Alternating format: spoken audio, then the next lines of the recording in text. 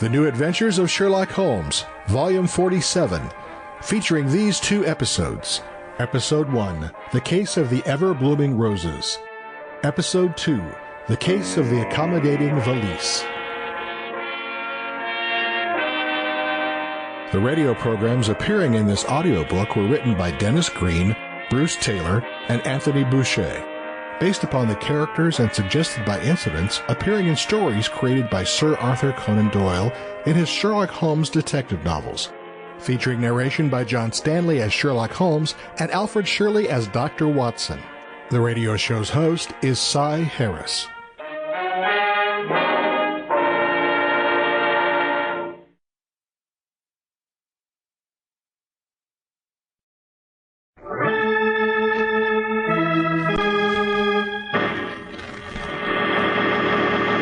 From New York City, the makers of Clipper Craft Clothes for Men and 1,036 leading retail stores from coast to coast present the world's most famous detective, Sherlock Holmes.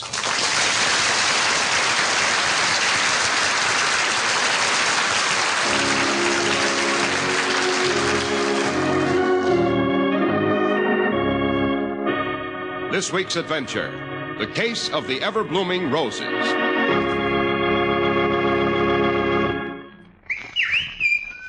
Well, here we are again in Dr. Watson's delightful study.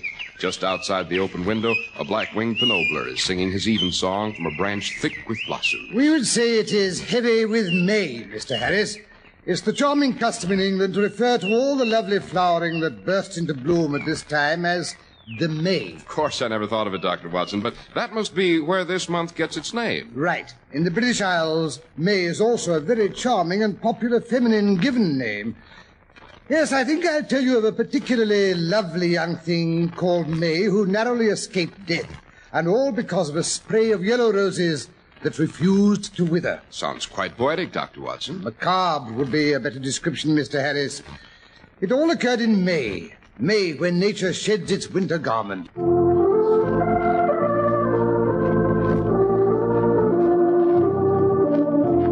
Now, Doctor, back to the charming lady who was named for this verdant month. May.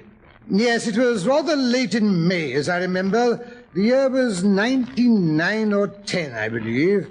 Holmes had retired to a small property he'd acquired on the coast of Sussex and was deep in bee culture. Leaving you alone and deserted. Except for a delightful and devoted little wife. Yes, exactly. Well, to begin at the beginning, I'd gone down to Sussex for a long weekend of fresh air and relaxation. You might have known better than to expect relaxation around Sherlock Holmes, Doctor. Oh, how right you are, Mr. Harris. Well, it was Saturday morning. Holmes and I were finishing a leisurely breakfast which had been served up on the east terrace overlooking the channel. I had just filled my pipe and was offering my tobacco pouch to Holmes when, to my surprise, he refused. Never touch the stuff. Never touch tobacco, Holmes, you prevaricator. When I think of the tons I've watched you consume, a regular inferno. Just the same, I've given it up. What, anything wrong with your health? No, I've given up nicotine because my bees don't like it, you know. You go out among the hives reeking of nicotine and see what happens to you, Watson. I have no intention of going near the silly things. Bees, my dear Watson, are not silly. If the human race conducted its affairs with half the discipline and intelligence, we'd have fewer fools like the latter-day Jehu, who is at this moment scorching up the cliff road in this direction. What? Oh, you mean the chap driving the automobile, I take it. Naturally. The blithering idiot must be courting death at close to 40 miles an hour. Holmes, he's coming in here. Made the turn on 2 wheels. It's a wonder he missed the gate post. Phew, look at the dust he's kicking up. Well, at least he did manage to stop the juggernaut. For a moment, I thought he was going right on through the kitchen. Well, this is a bit of luck. I'd hoped to see Holmes, of course, but to find Watson as well. My dear fellow, the pleasure's mutual. Isn't it, Watson? Huh?